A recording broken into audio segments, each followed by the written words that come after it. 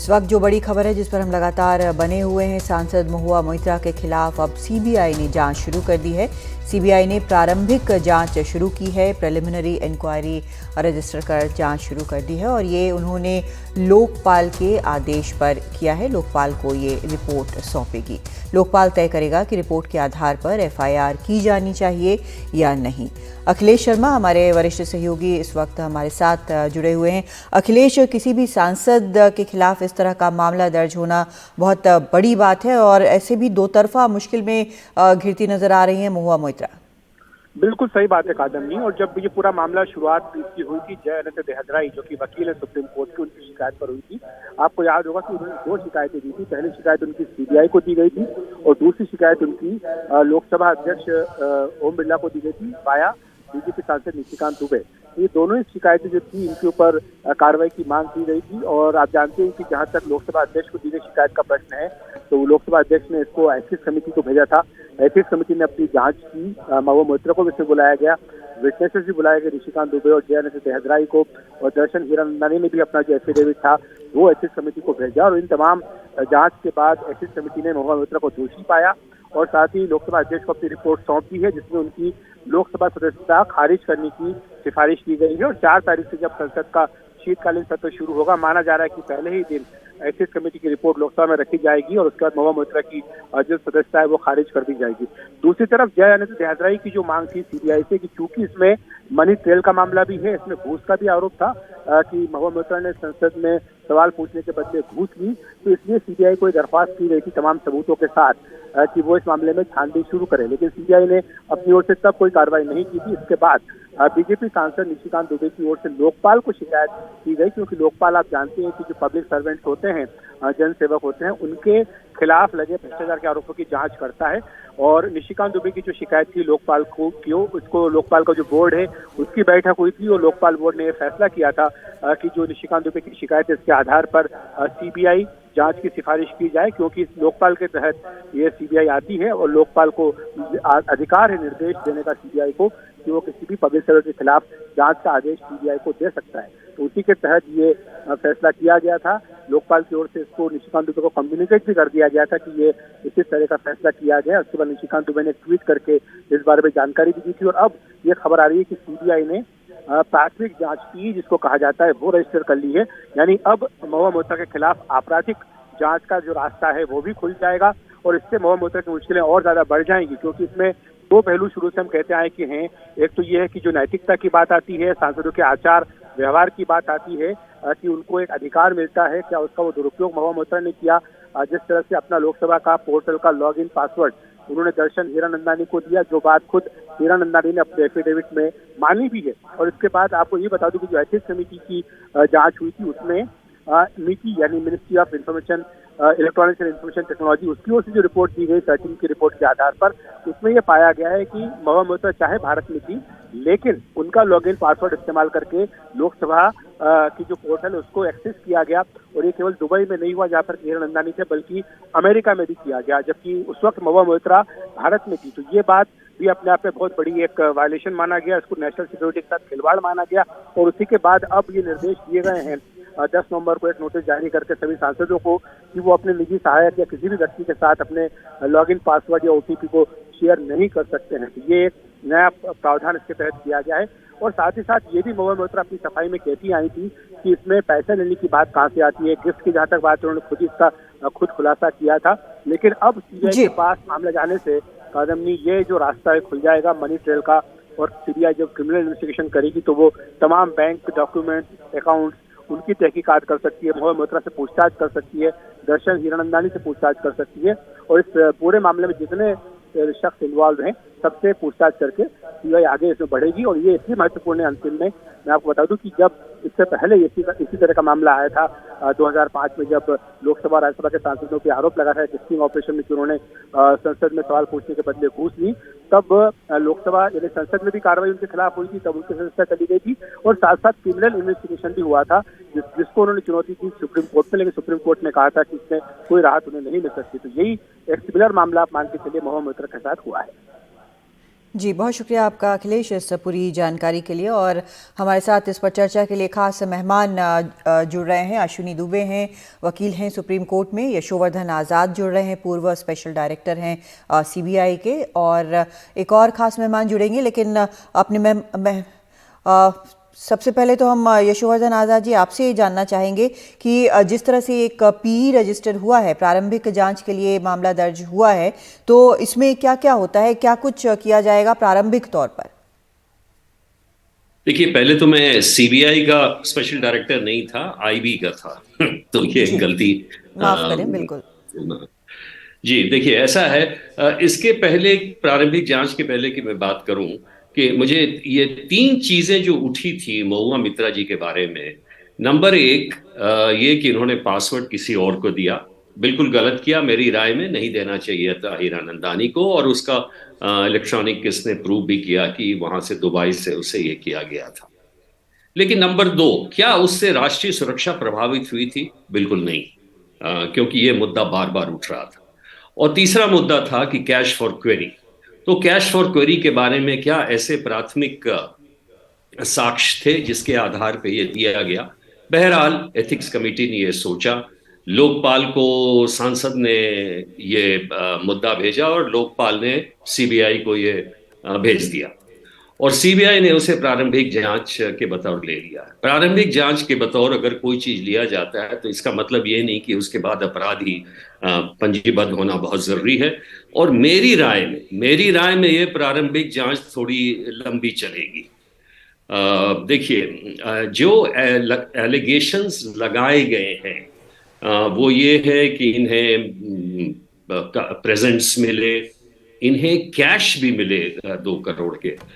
तो जहां तक हमारे यहाँ ज्यादातर जो आरोप हैं भ्रष्टाचार के या किसी चीज के, सारे चीजें वो ब्लैक मनी में रहती हैं। और इसीलिए आप देखेंगे कि 99% केसेस हमारे यहाँ फेल कर जाते हैं।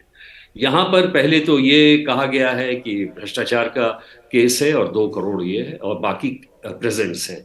ये प्रूव करना कि ये प्रेजेंट्स उसी कैश और क्वेरी के आधार पर मिले हैं, ये मुश्किल होगा। और इसलिए मैं कह रहा हूं कि प्रारंभिक जांच ये बहुत लंबी चलेगी। इसमें स्टेटमेंट्स लिए जाएंगे और बाद में आवश्यक हो तो छापे भी मारे जाएंगे। इसलिए मेरा कहना है कि ये प्रारंभिक जांच काफी देर तक चलेगी। जी, अश्विनी दुबे जी, आपसे इसका जवाब चाहेंगे, क्योंकि यहाँ पर यशोवर्धन जी ने कहा है कि ये काफ़ी वक्त चलेगा और मुश्किल है। आपने पूरी बात सुनी उनकी? जी बिल्कुल, देखिए यशोवर्धन जी सही कह रहे हैं। सीनियर ऑफिसर थे, इनको पुलिस का और सीबीआई का और आईबी का काम करने का एक्सपीरियंस के। बहुत सारे बैचमेट्स जो है सीबीआई के इतने टॉप मोस्ट ऑफिसर्स रहे, तो वो सही है। प्रश्न यहाँ पर यह है कि एक पब्लिक सर्वेंट के पास, एक एमपी के पास 2 करोड़ अगर कैश में आया भी तो आया कहां से? तब तो ये डिस्प्रोपोर्शनेट एसिड का केस हुआ। मेरा प्रश्न पहला। दूसरा, कि क्या एक सांसद को अपनी कॉन्स्टिट्यूशनल प्रिविलेज अनुच्छेद 105 का जो उसको मिलता है कि आप संसदीय व्यवस्था के मुताबिक जो बिजनेस ऑफ ट्रांजैक्शंस रूल्स हैं उसके मुताबिक जनता से जुड़े, समाज से जुड़े प्रश्नों को पूछेंगे, तो क्या उस कॉन्स्टिट्यूशनल प्रिविलेज को वो एमपी इन लिeu ऑफ एलिज्ड, फिर मैं वर्ड यूज कर रहा हूं बड़ी संजीदगी के साथ, एलिज्ड बेनिफिट्स के लिए किसी बिजनेसमैन को जो इस भारत में भी नहीं है और जिसके लिए जो टेक्निकल एक्सपर्ट्स की रिपोर्ट आई उसके मुताबिक 41 या 51 बार कॉम्प्रोमाइज करके विदेश की धरती से किया गया, क्या ये छोटा मोटा ऑफेंस है? मैं समझ सकता हूं बड़े आदर के साथ और बड़ी संजीदगी के साथ कि ये राष्ट्रीय सुरक्षा का मामला तो नहीं बनता, लेकिन एक मामला ये तो बनता है कि कैसे एक सांसद, एक लार्जर नेक्सस जिसको इन्वेस्टिगेट करना 120 ए के तहत जरूरी है, कि कैसे एक सांसद अपनी जो प्रिविलेज है, जो उसको पार्लियामेंट के अंदर प्रश्न पूछने की आर्टिकल 105 में, उसको इन लिeu ऑफ एलिस कैश और बेनिफिट्स सेल कर सकता है। तीसरा, एक्सेस किसको? Who has no concern with the parliamentary process, जिसका उसकी प्रोसीडिंग्स का कोई लेना देना नहीं है। और चौथा, 11 एमपीज का कांदेमनी जी केस एक ऐसा शाइनिंग एग्जाम्पल है जो यह साबित करता है कि अगर पैसे प्रश्न पूछे जाएंगे तो उनको जो सेफ हार्बर शील्ड है वो भी प्रोटेक्ट नहीं मिलेगी। और इसीलिए आप देखिए उस केस में सुप्रीम कोर्ट तक ने कह दिया कि भाई ये ऐसा मामला नहीं है। बहरहाल अब लोकपाल की थोड़ी बात कर लेते हैं। लोकपाल के सामने नहीं नहीं, लोकपाल को एक बार आपने जो बोला है उसका एक बार मैं जवाब लेना चाहूंगी यशोवर्धन जी से। उसके बाद मैं दर्शकों को बता दूं कि तहसीन पूनावाला भी जुड़ चुके हैं हमारे साथ, पॉलिटिकल एनालिस्ट हैं। और यशोवर्धन जी, पहले जो इन्होंने बोला अश्विनी दुबे जी ने, उनका उनका जरा आप अगर जवाब दे सकें। दुबे जी ने आर्ग्यूमेंट्स जो दिए हैं वो अच्छे दिए हैं, इसमें कोई, मैं अप्रिशिएट करता हूं, लेकिन तीन मेरे जवाब हैं इसमें। नंबर एक, ये जो 2 करोड़ कैश के बारे में बात हो रही है, ये कहीं साबित तो हुआ नहीं है कि 2 करोड़ है या किसी ने अगर काउंट किया है। नंबर दो, ये एक सिर्फ एलिगेशन है। नंबर दो, मैं इस बात को मानता हूं कि बिजनेस ऑफ ट्रांजैक्शन रूल्स में प्रिविलेजेस वगैरह को ये किया गया है, लेकिन इसलिए मैं कह रहा हूं जबकि फॉल्ट अभी तक ये आया है कि इन्होंने कॉन्स्टिट्यूशनल प्रिविलेजेस की अवमानना की है, तो क्या उसका जो उसकी जो सजा है वो उसे उनको निकालने की सजा सही है या उनको कुछ सस्पेंड करने की है। और तीसरी बात यह है कि कैश फॉर क्वेरी क्वेश्चंस जहां तक सवाल है, मैं एक बात बता दूं आपको, दो चीज। एक तो ये है, जितने अधिकारी हैं और जितने एमपी हैं सबने अपने पासवर्ड अपने पीए को दिए हुए हैं। और नंबर दो, ये जो कैश फॉर क्वेरी चीज की बात हो रही है, जब एक पुलिस वाला भी जब एक एक गैंग के पीछे पड़ता है तो उसकी जानकारी उसको राइवल गैंग से, और मैं भी आपको ये बता दूं, जो सवाल उठाते हैं वो उनको सूचना किसी विसिल ब्लोअर से ही मिलती है या एंटी ग्रुप से मिलती है। तो सवाल ये होना चाहिए कि क्या महुआ मित्रा ने कोई एंटी नेशनल प्रश्न किए थे, ऐसे आधार पे ये एक बहुत बड़ी चीज है। बाकी जो उन्होंने कहा मैं बहुत ही उसका आदर करता ठीक हूं। है, थैंक यू। लोकपाल वाले मामले पे भी आएंगे। पहले मैं तहसीन पूनावाला के पास जाना चाहती हूँ। तहसीन, ये एक जो मामला है, एक कहीं ना कहीं ट्रस्ट का जो ब्रीच का मामला है, वो बहुत बड़ा मामला है। और जनता जो है, जब वो चुनकर भेजती है किसी सांसद को, तो वो एक विश्वास के साथ भेजती है। तो क्या उसके साथ भी अगर इस तरह से सवाल पूछे जाते हैं और इस तरह के सवाल उठते हैं किसी सांसद पे, तो उसके लिए भी बड़ी एक मुश्किल की बात है। थैंक यू कादनी जी, आपके शो में मुझे शिरकत करने का मौका मिला। मैं अब तक समझ नहीं पाया कि जब आप कहते हो कि कोई चीट हुआ, सीबीआई इन्वेस्टिगेट करेगी, और क्योंकि यहाँ पर एक पूर्व आईबी अफसर बैठे हैं आजाद साहब, मैं पूछना चाहता हूँ कौन चीट हुआ है, कंप्लेनेंट कौन है, चीट कौन हुआ है। देखिए, एक है प्रिविलेज का, जो आपने कहा बिल्कुल सही, मैं इस बात से बिल्कुल इत्तेफाक करता हूँ। मैं तो एक कदम आगे जाके कहता हूँ, आपका पासवर्ड देना एक मूर्ख बात थी, एक बिजनेसमैन को देना बिल्कुल स्टुपिडिटी थी। पर चीट कौन हुआ है? देखिए, बहुत सारी चीजों को मिक्स किया जा रहा है। मैं अश्विनी जी को बहुत रिस्पेक्ट करता हूं, और जब भी मैं तकलीफ में होगा मैं अपेक्षा करूंगा कि कोर्ट में उठकर वो मुझे बचाए। लेकिन ये मामला को बहुत, हम इसे बहुत कंफ्यूज कर रहे हैं। एक है, इस मामले में कई सारे प्लेयर्स हैं। एक है वकील साहब, जो महुआ मित्रा जी के एक्स बॉयफ्रेंड थे। वो ये कहते हैं वो officer of the law court है। कुछ इलीगल रेगुलरिटीज उनकी उस वक्त की गर्लफ्रेंड कर रही थी। अगर उस वक्त को कुछ इलीगैलिटी कर रही थी तो उन्होंने उस वक्त कंप्लेन क्यों नहीं किया? आज भी कंप्लेन कर रहे हैं। दूसरा, उन्होंने कहा कि उनकी जो उस वक्त की गर्लफ्रेंड थी, 2 करोड़ कैश लिया, कुछ उन्होंने ब्राइब्स लिए सवाल पूछने के लिए। अगर वो दोषी है उस हिसाब से, तो दोषी हीरानंदानी साहब भी है, क्योंकि हमारे आईपीसी में अगर ब्राइब्स लेना अपराध है तो ब्राइब देना भी अपराध है। हीरानंदानी साहब ये नहीं कहते कि मैंने कोई ब्राइब दिया सवाल के लिए। अगर हीरानंदानी साहब ने ब्राइब दिया तो वो क्यों नहीं आए कमेटी के अंदर? इस पर कोई सवाल नहीं उठ रहा। वे आज कैसे देशभक्त हो गए? तीसरी बात, अब आते हीरानंदानी साहब पे। अगर उनके एफिडेविट को गॉसिपल माना जाए तो उनके एफिडेविट में वो नहीं कह रहे कि मैंने कोई ब्राइब दिया है, वो तो कह रहे मैंने गिफ्ट दिया अपने दोस्त को। तो फिर वो ब्राइब का मामला कैसे हुआ? तो फिर चीट कौन हुआ इस मामले में? सवाल ये है कि ठीक है, कुछ प्रश्न उठाए गए, व्यक्तिगत तौर से मैं पूरी तरह से इसे इत्तेफाक रखता हूं, अडानी ग्रुप को टारगेट किया गया। बट इसका मतलब ये नहीं कि महुआ मित्रा ने कोई एंटी नेशनल काम किया। क्योंकि मैं और एक उदाहरण देता हूं, मैं एक चाकू से खेल रहा हूं, ये गलत चीज है, ये एक मूर्खता वाली चीज है। लेकिन अगर उस चाकू से मैं आजाद साहब को मारूं तो वो एक क्रिमिनल एक्ट हुआ। महज चाकू से खेलना can not be an anti national act. तो एंटी नेशनल एक्ट कहां पर हुआ? So none of this is adding up. हाँ, ये महुआ मोइत्रा ने अडानी ग्रुप को टारगेट किया, वो स्टूपिड कि उसमें उसने अपना पासवर्ड दिया, वो एक इमोरलिटी थी, एब्सोल्युटली। परहैप्स इवन उसमें कुछ गलत हो सकता था, लेकिन हुआ तो नहीं, तो क्रिमिनलिटी कहां से आई? तो I think we need to be very cautious on how we deal with this. मैं अब भी नहीं ये समझ रहा हूँ दो सीबीआई दो क्या चीजें जो इन्वेस्टिगेट आप कर बता रही रहे है। हैं, क्रिमिनलिटी और ब्रीच की, इस पर ही हम बात करना चाहेंगे। अश्विनी जी, वापस मैं आपके पास आ रही हूँ कि क्योंकि बार बार इसी पर बात आ रही है कि या तो क्रिमिनलिटी है या नहीं है, तो इसी क्रिमिनलिटी की जांच करने के लिए क्या सीबीआई को लाया गया है ना? जी बिल्कुल, देखिए तहसीन भाई हमारे बहुत अच्छे दोस्त हैं और वकील भी हैं, बड़ा आदर करता हूँ, लेकिन तहसीन भाई ऐसे केसेस में कंप्लेनेंट की जरूरत ऐसे नहीं है, कोई चीट होना डायरेक्टली जरूरत नहीं है, चीटिंग का तो मामला ही नहीं है। ये कॉन्स्टिट्यूशनल प्रिविलेज के बेजा इस्तेमाल का मामला है और ऐसे केसेस में व्यावसायिक हितों की सिद्धि के लिए संवैधानिक अधिकार जो अनुच्छेद 105 में साफ तौर पर आपको दिए गए हैं प्रश्न पूछने का और सर्कुलेट करने का, उसका उसमें साफ तौर पर है कि वो व्यावसायिक हितों की सिद्धि के लिए प्रश्न नहीं पूछे जाएंगे, लिहाजा इथिक्स कमेटी की रिपोर्ट सामने। प्रश्न नंबर 2, जय अनंत देहद्राई एक एक लॉयर हैं। लॉयर होने के नाते उन्होंने एक जो, अब आप जो भी रिलेशनशिप कहें, दोस्त कहें या उनका जो भी आप रिलेशनशिप कहते हैं, उसके बारे में मैं कुछ नहीं कहूंगा, परंतु अगर इस स्पेसिफिक अवरमेंट के साथ एक व्यक्ति एक कंप्लेंट देता है और वो complaint due process of law के मुताबिक जाती है, तो जब इन्वेस्टिगेशन होती है उस इन्वेस्टिगेशन में वो जो प्रोबेबल एविडेंसेस है, और आदरणीय यशोवर्धन आजाद जी बड़े भाई हैं, वो इस बात से एग्री करेंगे कि एज एन इन्वेस्टिगेटिंग ऑफिसर जहां जहां वो प्रोबेबल एविडेंसेस हैं तो इन्वेस्टिगेटिंग टीम जाएगी, उन एविडेंसेस को देखेगी कि क्या वाकई में, क्योंकि आपकी जिसकी जितनी क्षमता है उतना ही तो वो खर्च करेगा, जिसकी जितनी इनकम है उतना ही खर्च करे, उसके बियॉन्ड अगर चाहे तहसीन भाई हो, चाहे आदरणीय यशोवर्धन आजाद साहब हो, चाहे मैं हूं, मेरी क्षमता के मुताबिक मेरे पास संपत्ति आएगी तो मैं लाइबल हूं।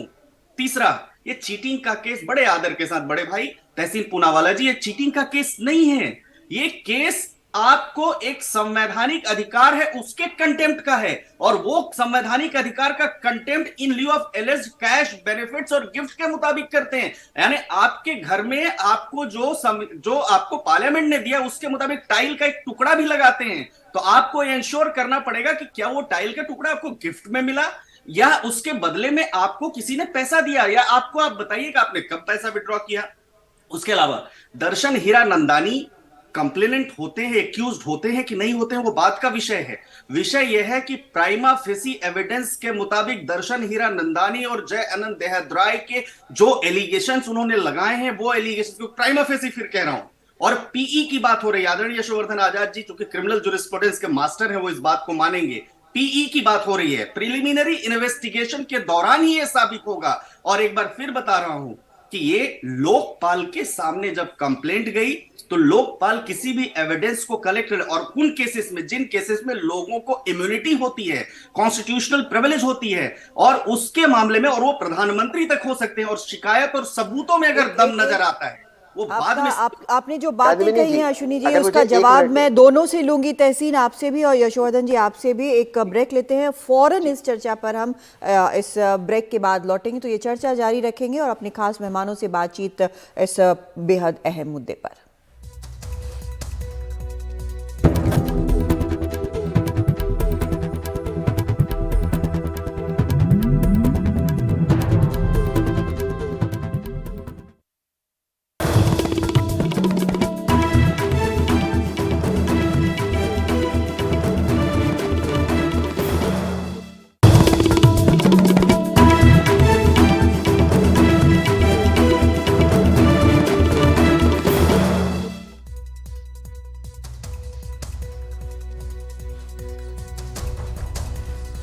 जो दर्शक इस वक्त हमारे साथ जुड़े हैं उनको एक बार बता दें कि मामला क्या है। सीबीआई ने टीएमसी सांसद महुआ मोइत्रा के खिलाफ प्रारंभिक जांच शुरू कर दी है। ये कैश फॉर क्वेरी वाला मामला है जहां पर जांच हो रही है। एथिक्स कमेटी की रिपोर्ट अभी संसद की पटल पर रखी जानी है और जिस तरह के बयान आए हैं लगता है कि उनकी सांसदी जो है वो जा सकती है। इस पर चर्चा करने के लिए हमारे साथ 3 मेहमान जुड़े हुए हैं। अश्विनी दुबे हैं, वकील हैं सुप्रीम कोर्ट के, यशोवर्धन आज़ाद हैं, पूर्व स्पेशल डायरेक्टर हैं आईबी के, और तहसीन पूनावाला हैं, पॉलिटिकल एनालिस्ट। लगातार हम चर्चा कर रहे हैं और ब्रेक पर जाने के पहले अश्विनी जी ने जो कुछ कहा था उस पर दोनों ही जवाब देना चाहते हैं, तहसीन भी और यशोवर्धन आज़ाद भी। यशोवर्धन जी, पहले आप।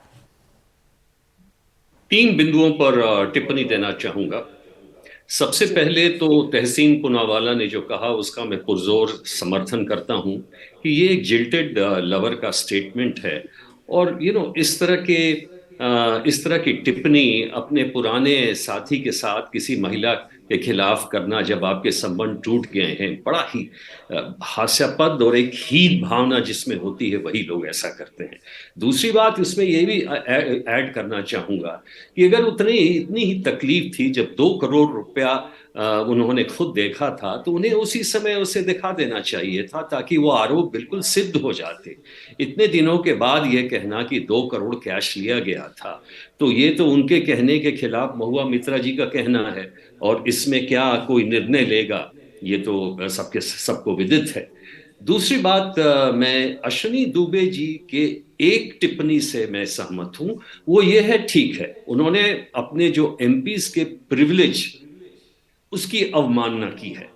और मेरा ये कहना है कि अभी एथिक्स कमेटी की रिपोर्ट नहीं आई है। एथिक्स कमेटी की रिपोर्ट अभी सदन पटल में रखी जाएगी।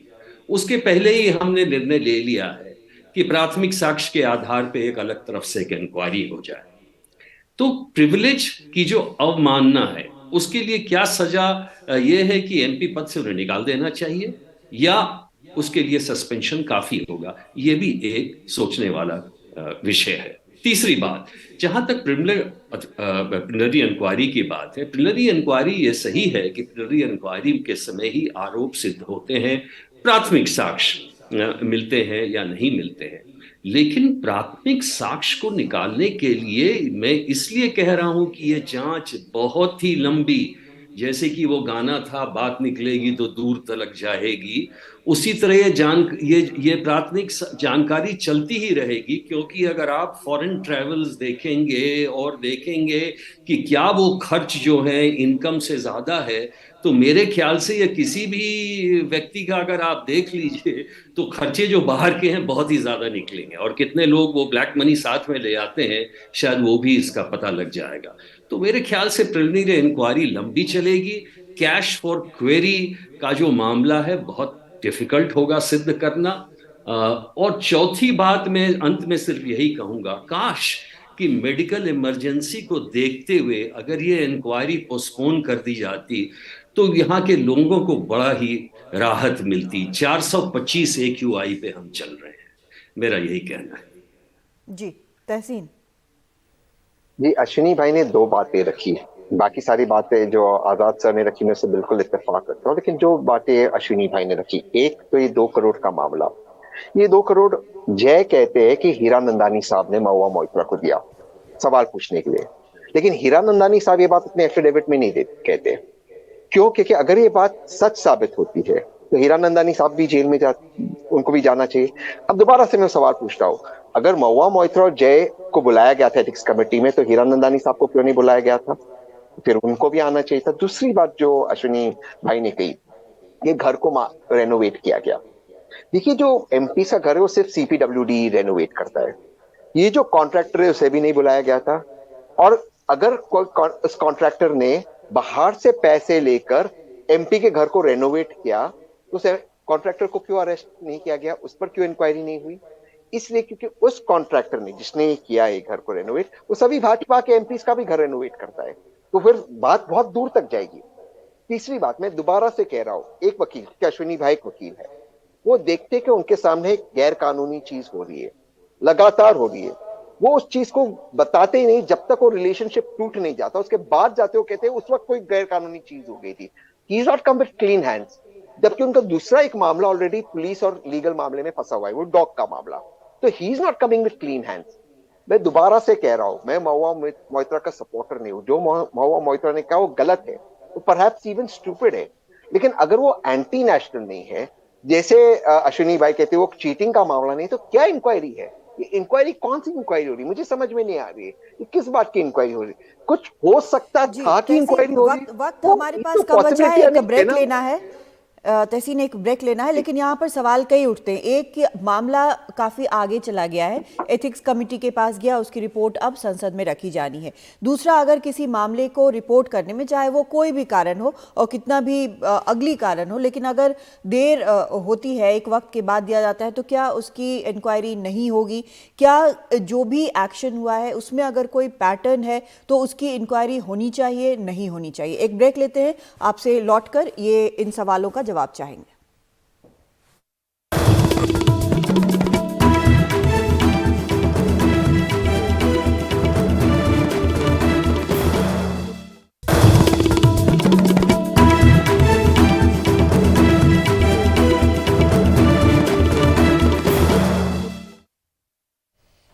तो महुआ मोइत्रा के खिलाफ सीबीआई ने प्रिलिमिनरी इंक्वायरी रजिस्टर की है, यानी कि प्रारंभिक जांच शुरू की है कि क्या काफ़ी मामला है एफआईआर करने के लिए। हमारे दो मेहमान अभी साथ बने हुए हैं। यशोवर्धन जी को जाना था, वो निकल गए हैं।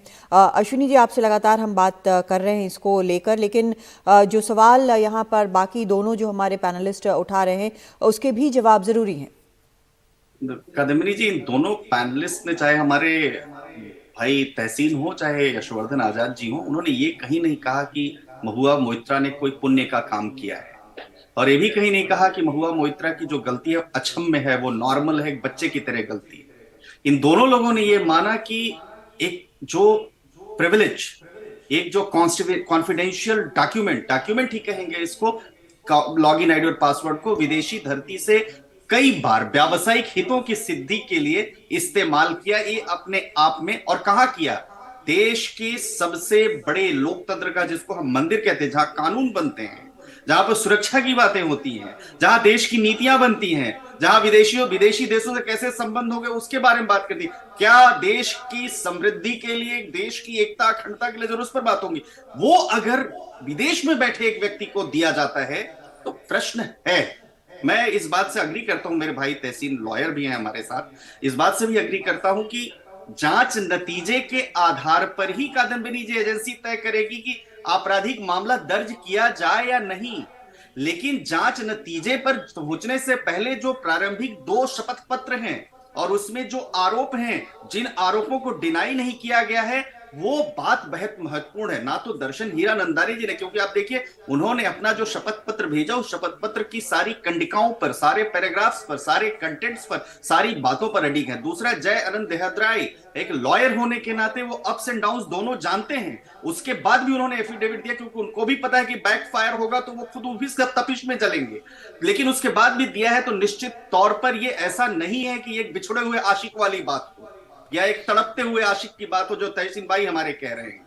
ये बात निश्चित तौर पर है कि जब भी आप कंप्लेंट करते हैं तभी मुकदमा दर्ज होगा। तीसरा एक सब बहुत महत्वपूर्ण बात वो ये है कि अगर मान लीजिए बड़ी जिम्मेदारी के साथ जो सदन के अंदर की कार्यवाही है, चाहे वो एथिक्स कमेटी, क्या मोड एंड मैनर, क्योंकि ये भी मानना पड़ेगा कि कोई कोर्ट की प्रोसीडिंग्स एथिक्स कमेटी नहीं कर रही थी, जहां पर कि भारत की क्रिमिनल प्रोसीजर कोड के जो प्रावधान है उसका इस्तेमाल किया जाएगा या सिविल प्रोसीजर कोड के जो प्रावधान है उसका, वो मोड एंड मैनर डिसाइड करने का अधिकार एथिक्स कमेटी को था। एथिक्स कमेटी ने कहा कि भाई हम किसी की वर्चुअली ले लेंगे एविडेंस, ठीक है, की जरूरत नहीं है। तो तहसीन से मैं इसका जवाब चाहूंगी। तहसीन, एक सवाल का जवाब दीजिए कि अगर किसी शिकायत में देरी हुई है तो क्या उसकी जांच नहीं होनी चाहिए? नहीं, बिल्कुल होनी चाहिए, लेकिन जो आधार है, दोनों एफिडेविट या शपथ पत्र जो अश्विनी भाई मेरे बड़े भाई कह रहे, वो दोनों में बहुत अंतर है। जो जय अपने शपथ पत्र में कह रहा है और जो हीरानंदानी साहब कह रहे हैं उसमें अंतर है।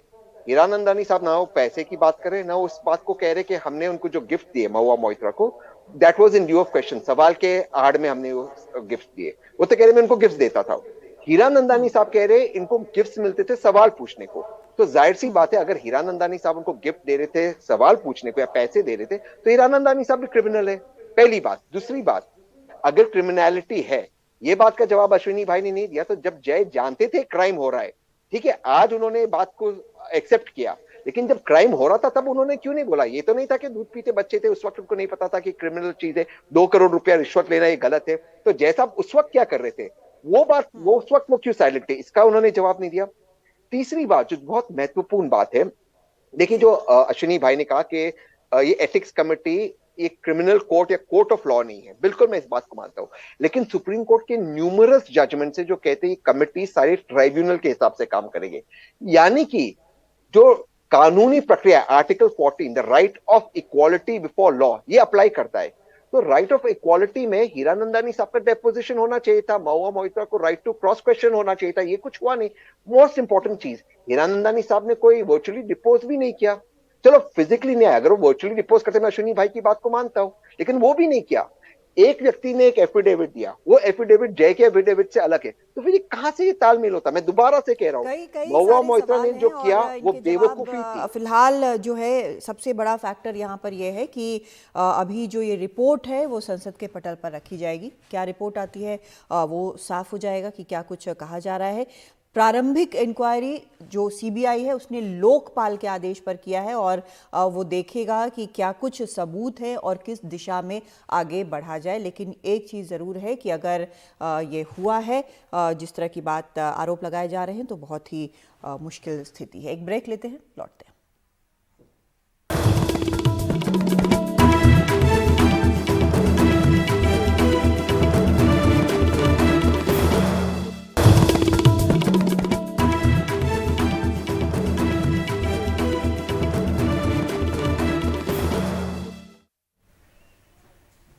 इस वक्त की बड़ी खबर अपने दर्शकों को बता दें, महुआ मोइत्रा टीएमसी सांसद महुआ मोइत्रा के खिलाफ सीबीआई ने जांच शुरू कर दी है। उन्होंने प्रारंभिक जांच शुरू की है, प्रिलिमिनरी इंक्वायरी जिसको कहते हैं, और प्रारंभिक जांच के बाद सीबीआई लोकपाल को रिपोर्ट सौंपेगी। लोकपाल तय करेगा कि रिपोर्ट के आधार पर एफआईआर दर्ज की जानी चाहिए या नहीं।